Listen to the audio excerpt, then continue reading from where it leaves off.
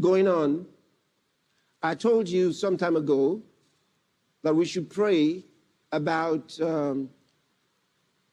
mercenaries that have been sent into different countries. Now, many are beginning to understand what I was talking about. Mercenaries sent out into different countries and what's going on. Food shortage is about to hit the world in a big way. Now, what is happening is they're buying up large swaths of land, agricultural land. They're buying them up and driving away the farmers. And these large corporations that are buying these large agricultural lands are not intending to do anything with them. No. They want to create a pseudo shortage. So they will buy up these things, frustrate the nations, and it will raise the prices of food commodities. There'll be shortage of food eventually, because they drive away the farmers, take over their lands, and you would think they're going to do something. Of course, they will strike deals with the governments about what they're going to do, which they will not do. And they don't care how much they spend on these things. Why? Because they have understood what I've been telling you for many years, that money doesn't exist. It only exists in the mind of the poor. I told you before. Some of you are beginning to discover now. I said, there's no such thing as money. It only exists in the mind of the poor. They know it, and that's what they're using against the poor. Just remember that. I told you that in 2004. That's when I began to share that with you. 2004. You go back to the messages, you hear them.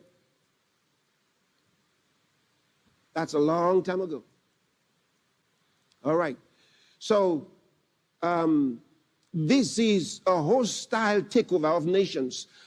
Practically, many countries will become so broke, all the industries will be grounded.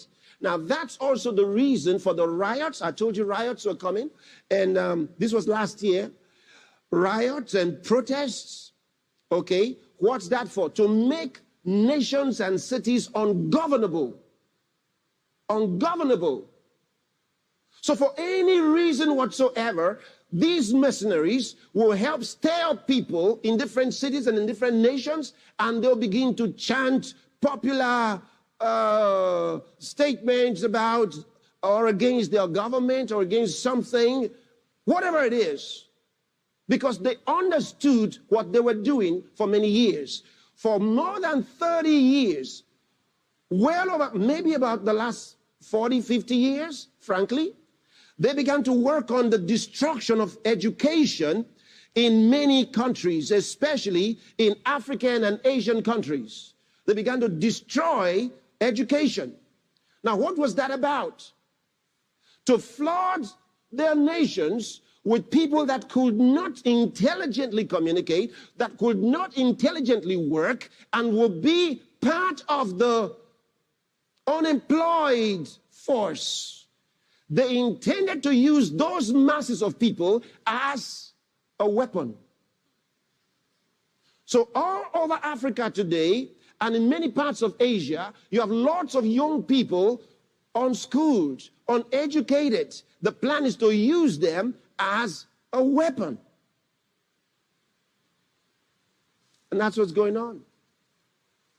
So when the time comes, and the time has come for many countries, they stir up these young people everywhere, and most of them have no place to go, because the government policies that were handed over to them when they were asked to borrow money from the IMF, particularly, with the conditionalities policies that were frustrating to those countries, destroying their education, so they could not help their own nations. Now they come back. Those nations are already poor.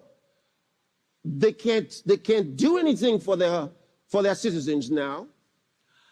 And then they unleash these masses of unemployed, uneducated, unemployable young people. They unleash them on those nations and completely destroy the nations. And these people will be called, what did Hillary Clinton call? Deplorables. Now, when she said that, she was not just talking off the cuff. She wasn't talking off the cuff. She used a statement that had been used a long time ago in describing those who were not included in the one world order and its plans. They're called the deplorables. So she wasn't just talking off the cuff. So all of these people will eventually be called the deplorables. And no government wants them. No government needs them. And they'll all be eliminated. So what is being used today as the isolation centers for COVID-19 patients will eventually be used as concentration camps for those same people who were involved in the riots. And those concentration camps will become extermination camps. Mark my words. Write them down.